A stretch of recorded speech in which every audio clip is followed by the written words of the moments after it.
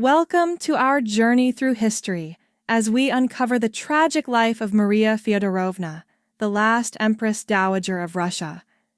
From bidding farewell to her first love at just 18, to losing her husband, her son, and even her grandchildren, Maria's story is one of resilience in the face of relentless tragedy. In this video, we'll explore how a princess from Copenhagen became a beloved figure in Russia, only to see her world crumble piece by piece. So, hit that subscribe button, like the video, and let's dive into the extraordinary yet sorrowful tale of Maria Feodorovna.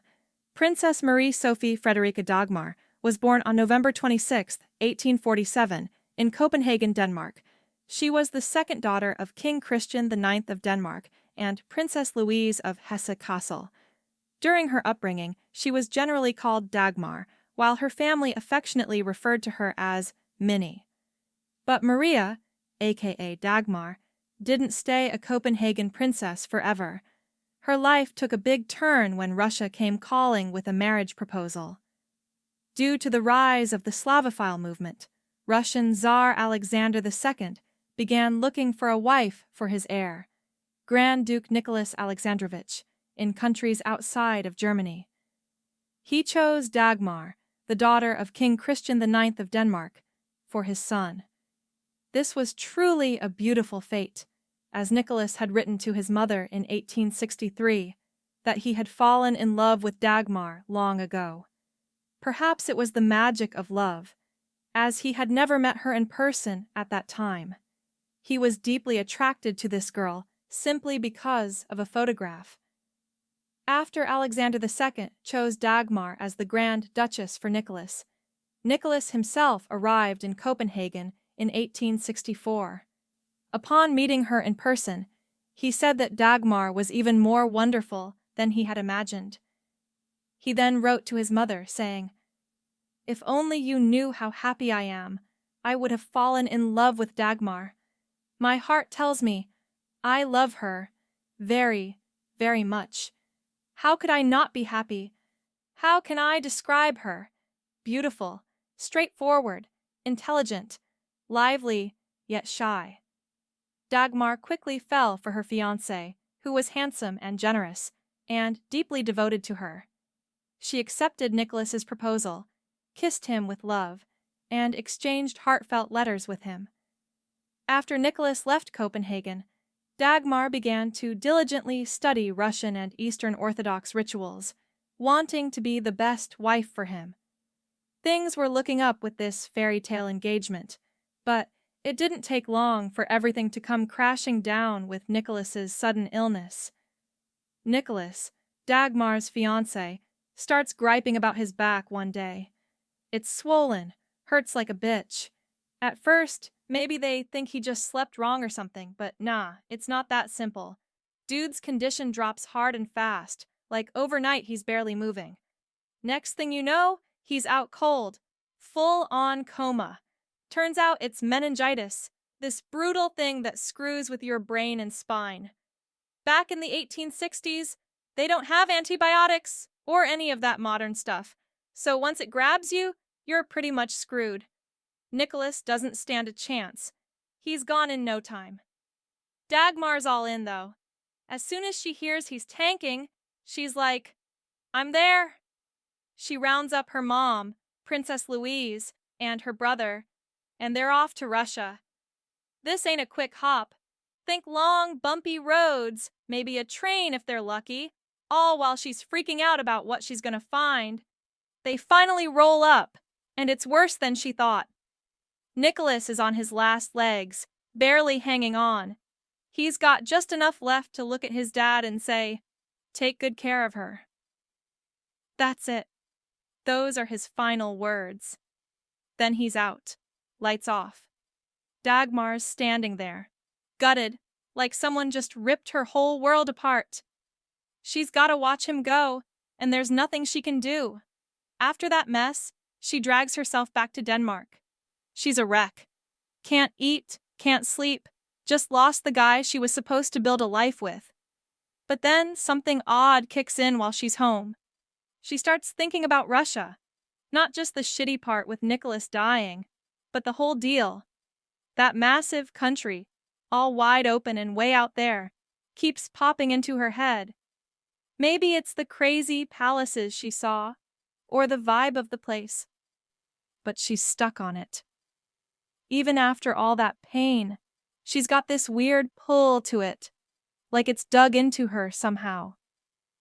Tsar Alexander II and Empress Maria Alexandrovna still liked Dagmar very much, and they hoped she would marry the new heir, Alexander. In a heartfelt letter, Alexander II told Dagmar that he hoped she would still consider herself a member of their family.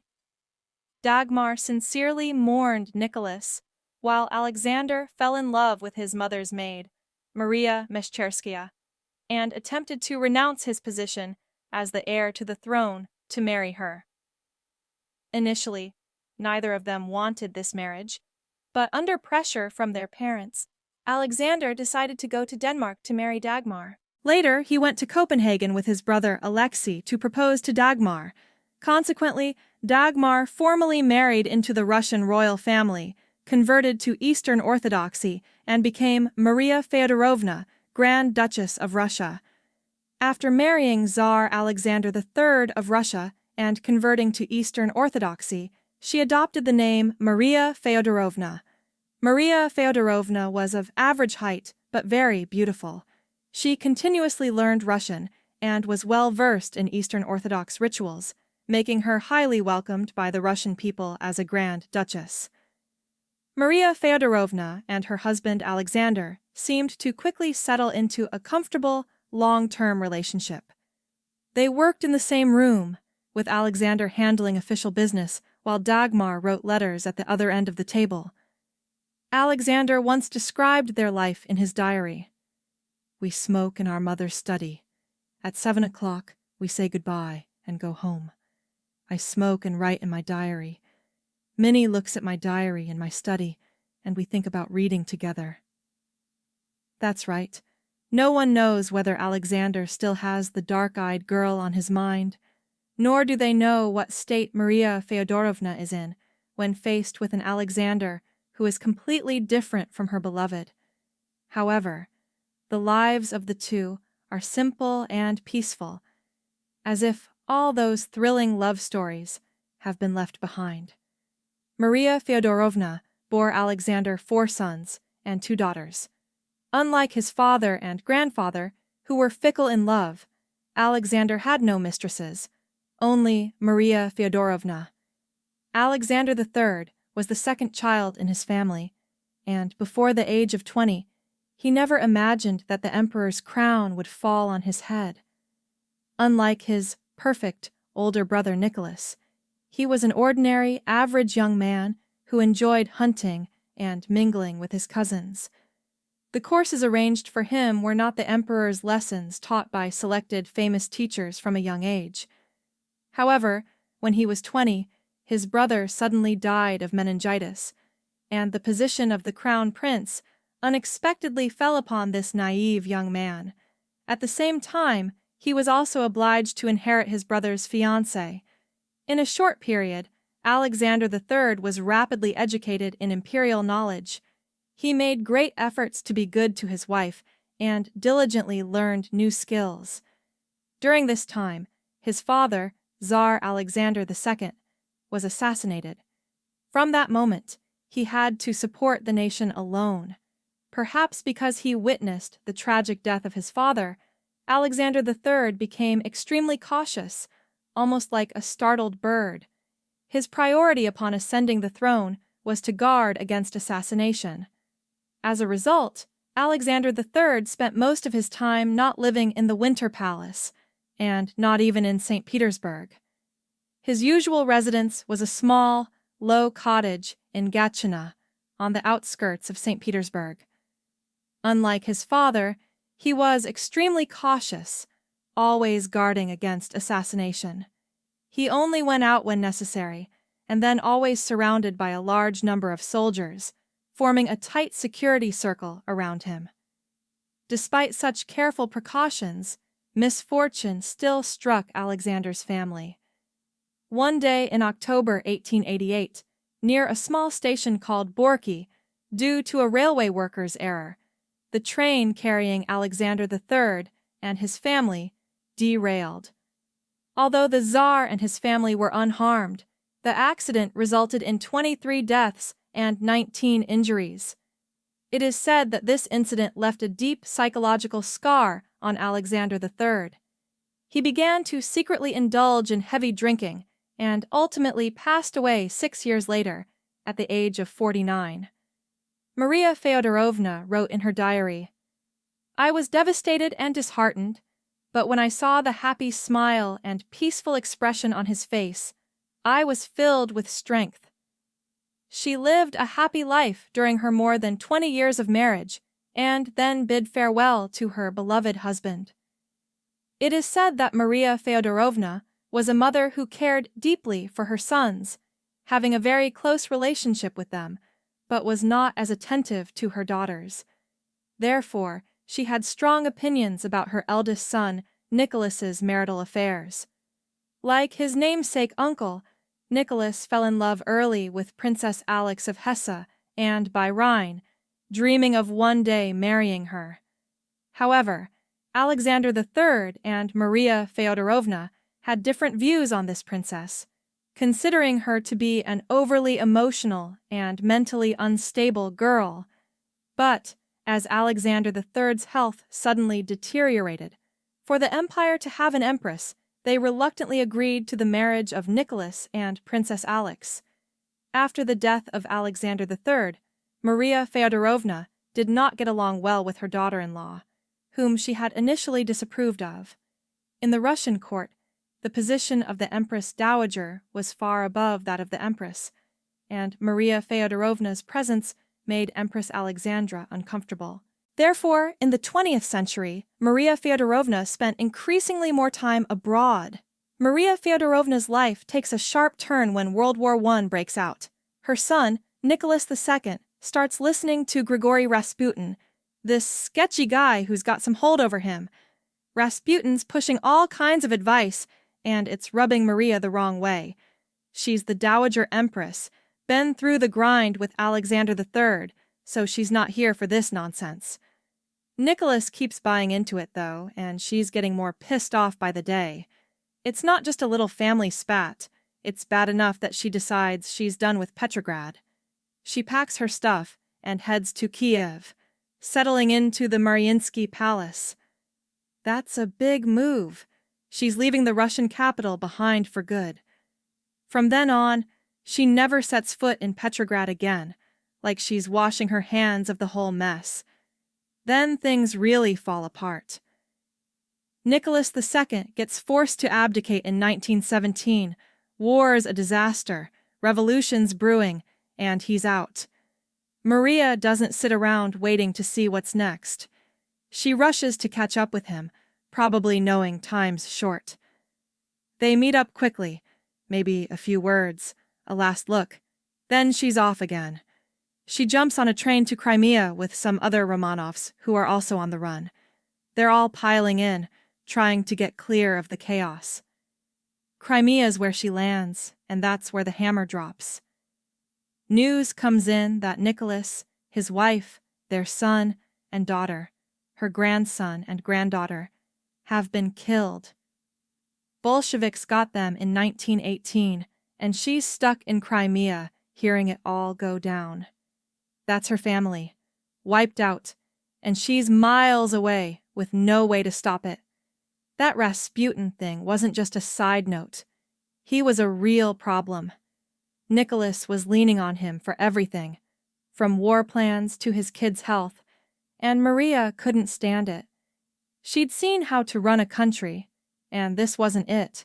Her bouncing to Kiev wasn't random either. The Mariinsky Palace was a solid base, tied to the royals, so she's not exactly slumming it, but it's still a big step back from Petrograd's power center. She's there through the war, watching everything unravel from a distance. The Crimea moves got more to it too. That train wasn't just her. It's a pack of Romanovs, like her daughter Xenia or some nephews, all scrambling south. Crimea is this old family spot, used to be for holidays, but now it's a hideout. They're hoping it's far enough from the fighting and the Bolsheviks, but it doesn't save her from the news. When she hears about Nicholas and the kids, it's not just a headline. It's her son, her grandkids, shot up in a basement in Yekaterinburg. She's in Crimea, surrounded by these leftovers of her family, and that's the moment it all sinks in. Everything's gone. Maria Feodorovna tore up the newspapers, openly refusing to accept this fact. The pain was so overwhelming that she couldn't bring herself to acknowledge it. In her diary, she comforted herself, saying, "I believe they have all left Russia, and the Bolsheviks are now trying to cover up the truth." She continued to write letters to her son Nicholas, in which she said, "You know that my thoughts and prayers will never leave you. I think of you day and night, and sometimes I feel as if my heart is being torn apart. I believe I can endure no more, but God is merciful, and He will give me the strength to withstand this terrible torment." Clinging to hope didn't stop the revolution from closing in, though. It was time for Maria to get out and figure out where to go next. In 1917, revolution's raging, and Maria Feodorovna's whole world gets flipped. The Russian monarchy was overthrown. She's been empress, living large, but now the Bolsheviks are kicking down doors, and she's got a bounce. Lucky for her, her sister Queen Alexandra, the one hitched to Britain's King Edward VII, steps up big time. Alexandra's like, "Get your ass over here," and hooks her up with an escape route to London. Picture Maria packing whatever she can grab, dodging chaos, maybe even hearing gunshots in the distance as she bolts. She makes it out, lands in London, and that's her spot for the next few years. She's not ruling shit anymore, just a lady trying to keep it together after everything's gone to hell. London's not home, though. It's a pit stop. She's crashing there, probably in some fancy but not hers place, leaning on Alexandra to figure out what's next. You gotta think she's rattled, right? One day you're running an empire, the next you're a guest in your sister's backyard. She hangs out there for a while, a couple years, not forever, probably walking the streets, sipping tea, wondering how it all went so wrong.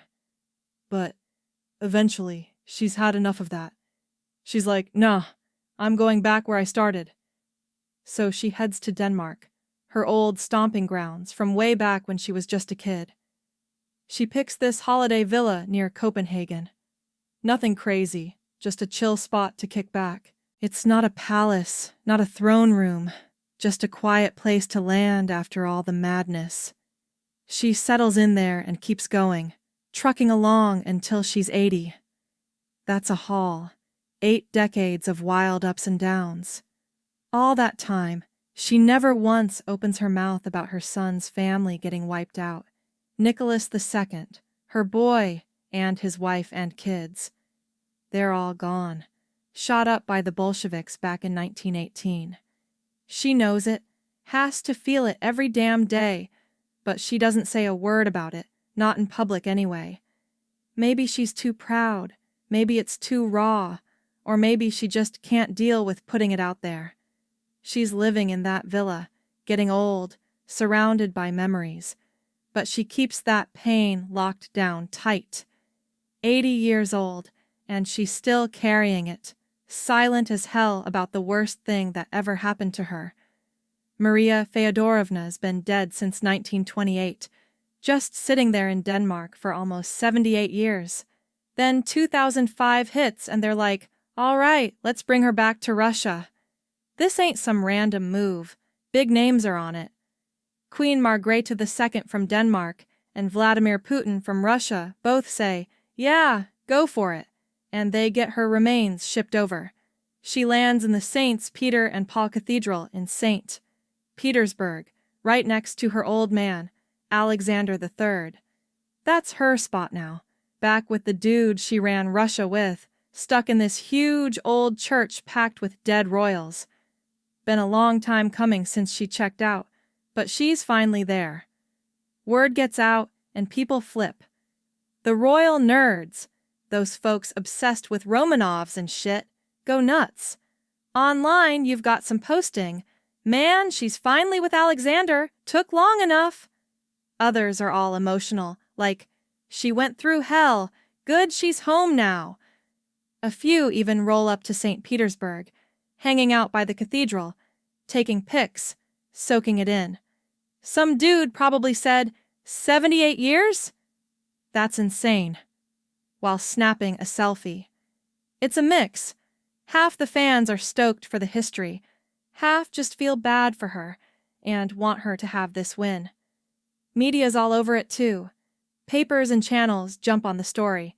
Stuff like, Empress back after 78 years, or Maria's return to Russia. They're talking about how she got kicked out in 1919 when the revolution screwed everything up, making it sound like she's finally getting some payback.